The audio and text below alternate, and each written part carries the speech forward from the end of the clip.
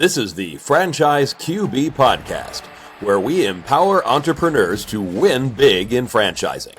We huddle up weekly to educate our audience about the most successful small business model ever created, franchising.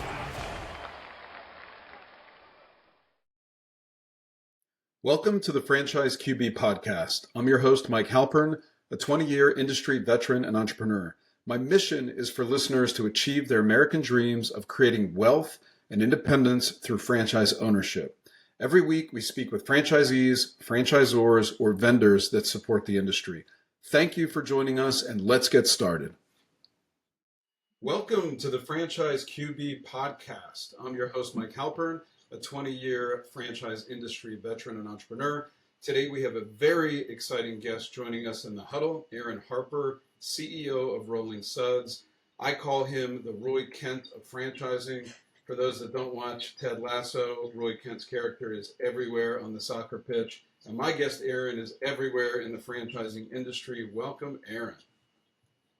Thank you. Thank you for having me. I'm super excited to be on with you and be the first. Nice. Well, we all know that you are the CEO of fast-growing power washing franchise Rolling Suds. Take us back to how you got your start in franchising, and we'll work our way towards your role as CEO. Yeah, sure. So I got my start. I joke I'm a franchisor of boring businesses. That's what I've been doing since I got started. The more boring the business, the better. And then so that's kind of been my niche in franchising. And then I niche down a little bit further within that, and it's helping more kind of white collar professionals or business owners who have built and exited businesses, just kind of more, I guess you could call them sophisticated, like people who have dealt with more complex types of things, helping those types of people step into blue collar businesses and become franchisees. Very cool. So I got started with a carpet cleaning franchise called ChemDry years ago, helped grow that brand, do development for that brand. A company called Belfour bought it. They wanted to scale into a platform company of home service brands. They asked us to help that happen, run that division of their company.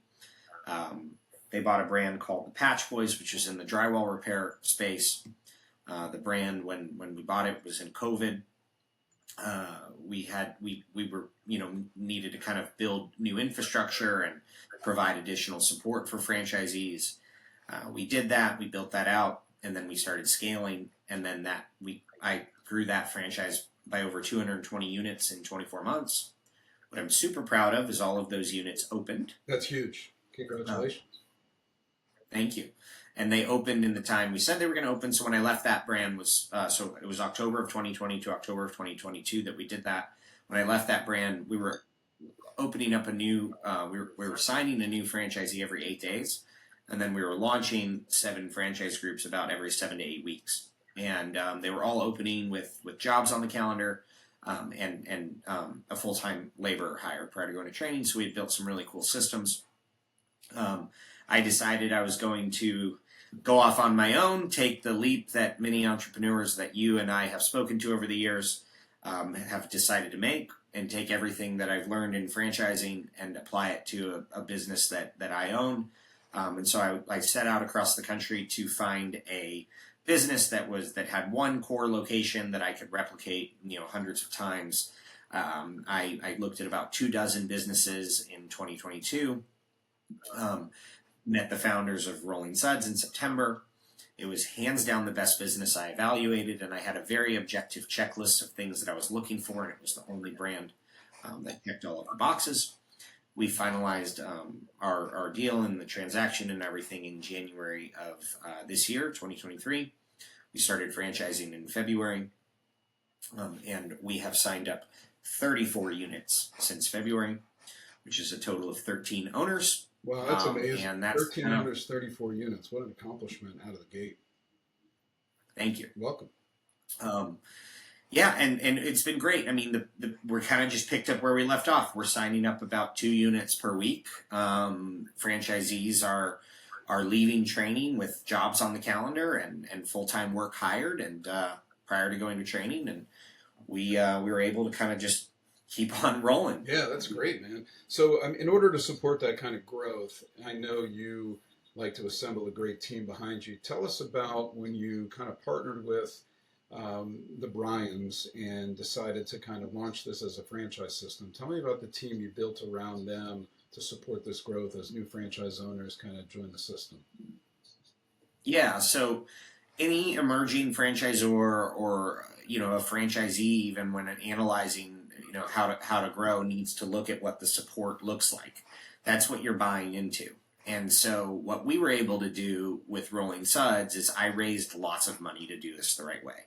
A lot of franchisors will build systems and then 6 months later they break systems, and then they build new systems and then 6 months later they break systems. So I modeled out what the next 5 to 7 years are going to look like if we add a certain amount of franchisees, and what type of infrastructure we need to build now in order to support that growth. So Brian Wendling Sr. and Brian Wendling Jr. are my partners. They continue to run their corporate location and then help with training, estimating, and anything really technical.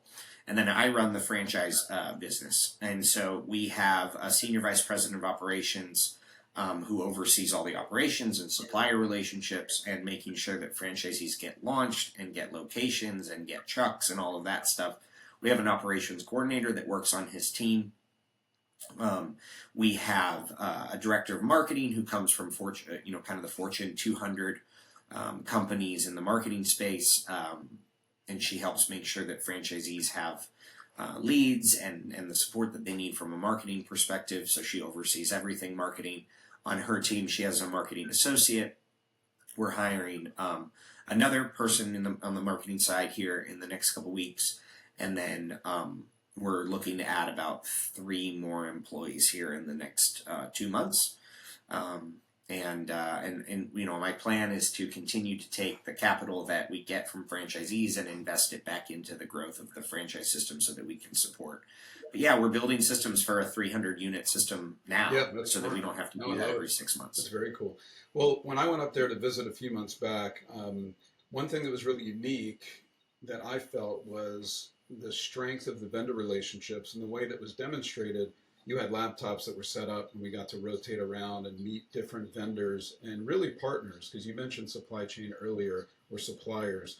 Tell us a little bit about why you consistently every week prop up your vendors and why they're important to you as you go launch this franchise model. Yeah, so I talk about this often. Like a franchisor can't be everything. As an emerging franchisor, you can't be the call center, you can't be the marketing company, you can't be the recruiting company, you can't be so you have to figure out, what are you good at as a franchisor? What are the things that you can do that are the highest leverage activity for the business and also for the franchisees? And then everything else you need to find the right vendors for. In the franchising industry, we call them suppliers because they effectively are extensions of our company. So before I launched, I figured out, what do I want to offer franchisees internally, and what do I need to outsource? And so we have an insurance agency that gets franchisees their insurance they need. We have a call center that answers all the calls and books the appointments. We have a bookkeeping company that does all of their books. We have 4 residential lead generation companies that generate leads for franchisees, and then we have 2 outbound commercial lead generation companies that generate commercial leads for franchisees. We have a hiring portal that is an external company that you put all of your hiring resources in, and then that renews ads on LinkedIn, Indeed, ZipRecruiter, Monster. We have a 40% discount with ADP. We have, let's we go have a CRM, really manages all of it. With great vendor and partners. You have to.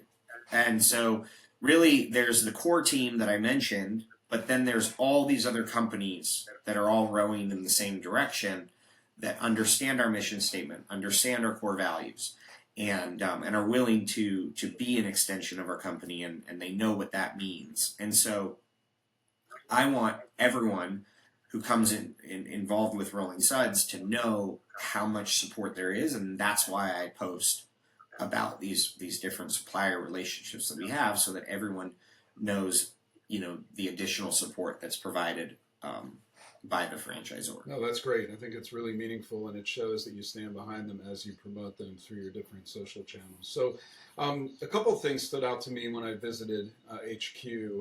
One in particular was the former chairman of the IFA, David Barr, joined us via Zoom to discuss his involvement and support of Rolling Suds as a franchise model. How did he get involved, and what does that mean for Rolling Suds franchise owners?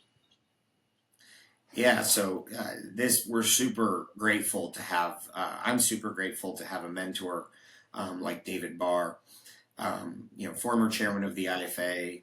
What'd you say? He's kind of a big deal, yeah. 680 Domino's, opening up a new Domino's in China every 36 hours, 89 Outback Steakhouses, 32 Wendy's. I mean, like, the list goes on and on. You can Google him. But he got involved with Rolling Suds because last year he approached me and said, if you find a deal, bring it to me. I might be interested because I'm interested in investing in you. And he knew I was looking at HVAC and plumbing and solar and insulation and all these different businesses. Basically said, more or less, if you're involved, I'm in. It's quite a high compliment. Thank you. I was surprised because he's like you said, he's a big deal. Yeah. And you got to think about how many deals come across his desk, how many things he can invest in, and so to be chosen as something as part of his portfolio is incredible. So when I brought, this is actually really interesting from a franchisee perspective. When I brought power washing to him, I was like, "What do you think of power wash?" And he's like, "I love it." And I didn't even finish saying washing yet. And I'm like, "Why?" And he goes, "It is a check I have to write for every one of my restaurants every single year, and I don't even know who does it. Literally, he's like, I have no clue." And he goes, something as simple as a before picture on the invoice and an after picture on the invoice would make me feel much more comfortable writing that check. And so that's part of our process. The technicians can't begin the work until they take a before picture, and they can't take payment until they take an after picture. It's part of our customer flow.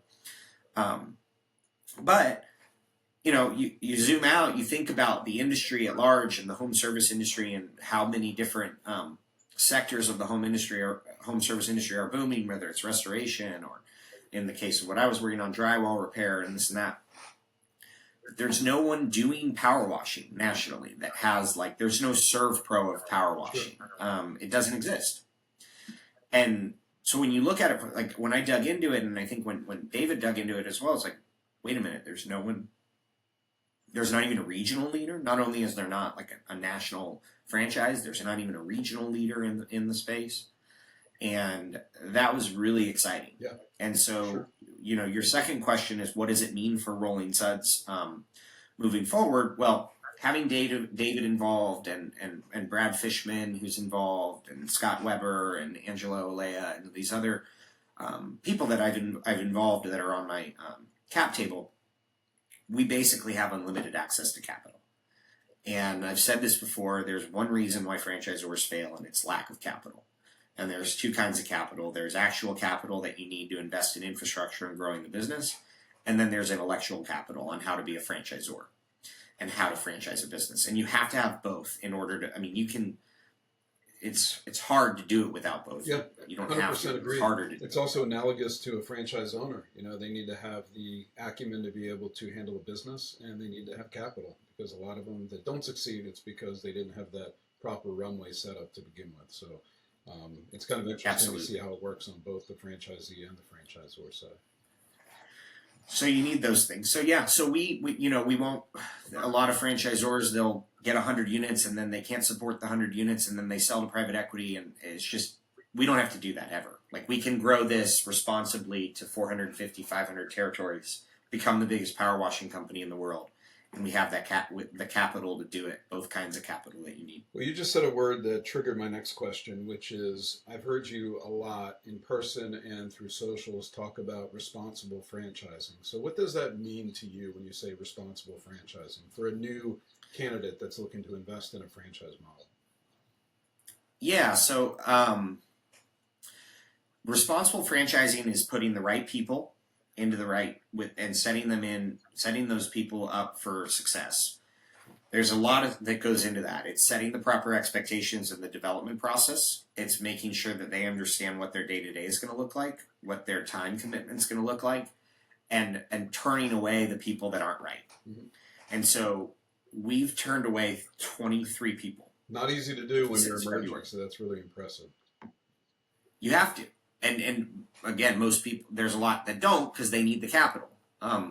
But you know, for us, it's about getting the right people who have the right risk tolerance. We know exactly what our buyer looks like, so we know how to talk to that person. We know what they don't look like, so we can tell someone like you or whoever it is after the first call, this person's not right for us, and that's okay. Let me tell you why, and let me, you know, so that way you can suggest maybe another brand.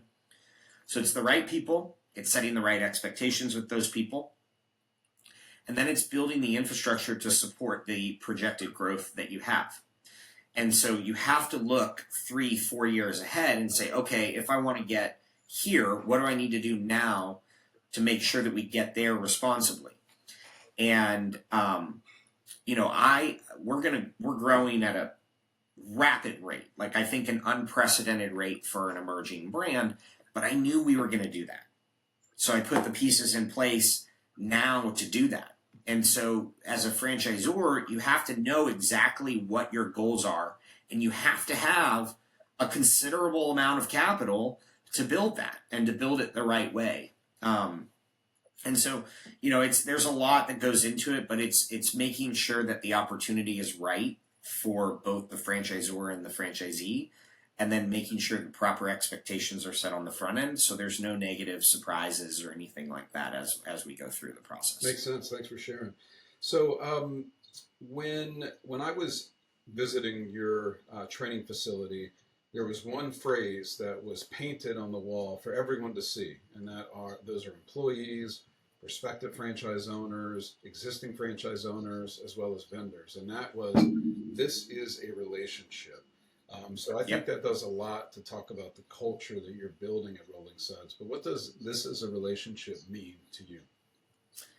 Yeah, so it's our mission statement. It means everything. It drives everything that we do on a daily basis. This is a relationship. We are meaning to build deep and meaningful relationships with every franchisee that we bring into our system, the suppliers we bring into our system, the employees that we bring onto our team, and we hope that trickles down to the franchisees organization and the employees they bring into their team and how they grow their system. And so much of business is transactional. The expectation, actually, when you go to do business with someone, is that this is going to be transactional. My thought process is that if we can put the relationship first with whomever it is we're speaking to, then all the transactions and all the things that falls secondary to that. We build relationships through our 4 core values: communication, compassion, honesty, and being helpful. And so what served me in my life, whether it's personally or professionally, is always trying to be as helpful as possible and expecting nothing in return. I try to give more to the world than I take, and that has served me. And so I tried to bring that into our organization, and we do that by building relationships with people that we talk to and kind of expecting nothing in return. And so that's kind of the core of who we are at Rolling Suds. I love it. That's really, really meaningful and helpful for someone that's evaluating different businesses. And look, they want good leadership. They want a brand that's going places. And I think this is a relationship kind of mission speaks to who you guys are. So let's talk a little bit about the unit economics. I know that's always a question that most prospective franchisees want to dive into. What can you share with us based on the historical performance of the flagship, or anything else that you're willing to share with us? Yeah, so we have in our franchise disclosure document for 2023, we have an entire itemized P&L for our flagship location, and we have it for 3 years back. So if there's anyone who's interested in learning more about Rolling Suds, the second call that we do is always based upon what does the P&L look like? What does a 1-truck operation look like versus a 10-truck operation? And how are we gonna get there? Yeah. So a new owner yeah, starts with 1 truck in terms of a box truck, a sales vehicle, and I would say 2 technicians to handle the jobs. How quickly can they expand? Kind of what's the guidance that you're providing a new owner to kind of get from that 1 truck to 2 trucks and ultimately build a fleet of multiple vehicles as they expand their business? So everyone we've brought in thus far wants to build a really big business, and that's who we're looking for, is people who want to build a really big business. So we're not looking for the guy who wants to just get 1 truck and 1 territory. We don't even sell 1 territory because we're looking for high growth owners. So our goal is to get them to the 2nd truck within 6 months or less. As you dig into the model doesn't really make sense at 1 truck. We want to get that truck down operationally and learn what that truck looks like and get it to 70% capacity and then order the next truck. So within 6 months is what we're shooting for. Now, out of the 13 franchisees that we've signed up, 3 of them have already called and expressed interest in their 2nd truck. We're 2 months in to them operating. So we're seeing some incredible wins on the commercial side. And for those who don't know about kind of Rolling Suds and some of the differentiating factors, you mentioned it. We have 16-foot box trucks. Our equipment and our proprietary cleaning process is effectively overkill for 95% of jobs. I mean, I took you on a job and it was incredible, and I compared it to a service I had at my house, which was done well, but it took 8 hours. Big difference between the job. I started my timer, finished it. I think it was like 24 minutes and change. Super impressive. And then I thought to myself, wow, how many of these can be done in a day? And you start running the numbers, and it becomes very impressive. As long as you have a strong client acquisition model, and these guys can get to work. And I'm confident you guys have that based on the conversation we've had today. Yeah, and so 1 truck, based on our flagship location, based on our FTD in 2023, averages $373,000 a year annually with a 39% profit margin, so $147,000 EBITDA per truck. Impressive. Which is incredible. Absolutely. Yeah. So really no brick and mortar component with the exception of possibly an industrial space to kind of store equipment, maybe vehicles, things like that. Yeah, it's a roll-up door, be able to store water and park the trucks at. But we have a commercial real estate agent that works nationally for us at Berkshire Hathaway, and they help franchisees find that location. And so, then we handle the whole production line for the truck, start to finish. We source the truck, we build the truck. It's about a 9-week process. We get that truck delivered. So, yeah, the unit economics are incredible. It's the best business I looked at, and I looked at a ton of different businesses, and this was hands down the best one. Very cool. So talk a little bit about, obviously there's a wide variety of franchises that are available, and they run the spectrum in terms of maturity. You guys are on the emerging brand side of things. What are some of the advantages that a new franchise owner can enjoy when they're working with an early stage franchise system like Rolling Suds? Yeah, so there's a ton of upside, right? You get to get the territories that you want. A year from now, those prime markets will be sold. They're already starting to be. For example, we sold out the entire city of Austin to 3 owners in 2.5 months. None of them knew each other, and none of them had even opened yet. So it was just a heat-seeking missile in Austin, Texas. So that, getting the right territories, pretty much unfettered access to the leadership team and the founders. I do a lot of the development right now, as you know, on the front end. Sure. I've delegated almost everything else to my team so that I can make sure that the right people are coming into the system. That's obviously not something I can do long term as the CEO and co-founder of the franchise system. But that's a benefit. A larger system, you have a little bit more certainty with more data, 20 franchisees doing X number of revenue for X number of years. So the people we're bringing in have a bit of a higher risk tolerance and are more entrepreneurial, but believe in the vision and the growth of what we're doing. Another benefit is you basically get to help shape the culture of a brand. So you kind of get to be part of a startup without being part of a startup kind of thing. So that's really exciting. And, there's going to be bumps along the way. The good news is that I've done this before. And as long as we continue to do what I've done in the past, we're gonna grow this thing, and Exciting. It's gonna be massive. Very exciting. So let's talk about what you're looking for in a Rolling Suds franchise owner. What characteristics, what qualities, what personality type? Obviously, they have to have capital. We already talked about how being undercapitalized is a no-no. But what are you looking for in an owner? Because I know you talk to a lot of people. You mentioned you're very selective about building the foundation of the business. You want to get the right people to start this thing with. So talk to us about what you look for. Yeah, so we're looking for people who want to have active involvement in the growth of the business. So the capital and active involvement are, that's like a base barrier to entry. And then the franchisees we've had success with and that we've allowed in, they are coming from kind of a background where they had a high earning capacity, working for another person or another company, sometimes making over $150,000 or $250,000 a year salary. A few of them have built and exited businesses before. They have experience in managing people. They have experience in growing divisions of other people's companies. Or running other people's companies in some cases. They have sales experience.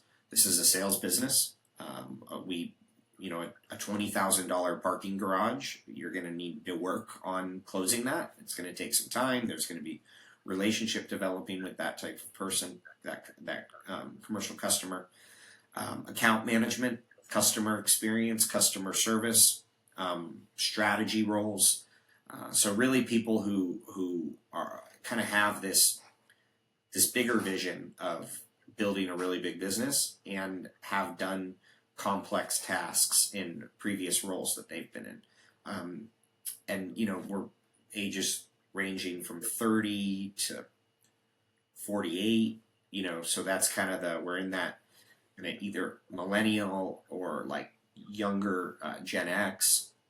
It's kind of a lot of the people we've seen that have a lot of interest in this, and really just the primary, they have to want to build a big business. Yeah, they have to be ambitious. They have to really want to go out there and be hungry and kind of make this thing huge. Correct. Want to build a big business. Very cool. Exactly. Well, before we adjourn here, any other thoughts, any comments you want to make that we haven't covered today? Yeah, I mean, with franchising, it is if you can find a good franchise that cares about the success of the franchisee, it is the quickest way to wealth generation that you can get. There seems to be like a safety in putting money in real estate and putting money in stocks, and while there is a place for that, it's going to take a lot of money and a lot of assets in order to build considerable wealth that's going to allow you to step away and do that. And so, we consider ourselves at Rolling Suds a franchisee company. I talk about this all the time. Franchisor in some circles, as you know, is a 4-letter word. Sure. There's a lot of franchisors who don't know what they're doing. And so my thought is that if we're a franchisee company, it's super clear what we do. Sure. We provide services and support to franchisees, and in return for those services and support, we get paid a royalty. And as their business grows, they're going to need different levels of service and support, different suppliers, different scaling strategies, different technology. And so I feel like we have a duty to continue to innovate and grow that level of service and that level of support in order to continue to justify the royalty. And so if you can find a franchisor, obviously, but if it's not Rolling Suds, that's what you're looking for. That's what you're looking for. Someone who cares deeply about the success of you, your family. It's a big deal to invest $150,000 to $250,000 and all your time into something, and that we take that really seriously. Yeah, I think a good way to sum that up would be this is a relationship, right?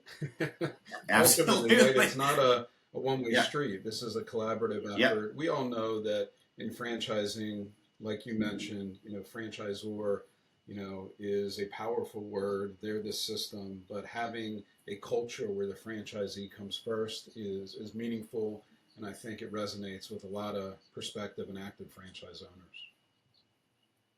Thank you. Yeah, I couldn't agree more. Well, I want to thank you, Aaron, for taking the time to be my very first guest, jumping in the huddle to speak with us about Rolling Suds. If anyone listening would like to connect with Aaron to learn more about the process to own a Rolling Suds franchise territory, contact me at franchiseqb.com or on Twitter at QBFranchiseQB, and I'll get you connected with Aaron and his team. Thank you so very much. Thanks, Mike. Thank you for listening to the Franchise QB podcast, where you're at the helm of your future as a franchise owner. If you enjoyed the content, please rate the show and recommend it to anyone that might be interested in franchising. Make sure to visit franchiseqb.com to subscribe to my newsletter and for an actionable playbook to go from walk-on to legend in your new business. Follow us on Twitter at QBFranchiseQB and join us every week for a new episode. See you next time. Visit franchiseqb.com to take the next step of your journey towards wealth, independence, and franchise ownership. And remember, when working for the man gets old, you must do something bold. Thank you for listening.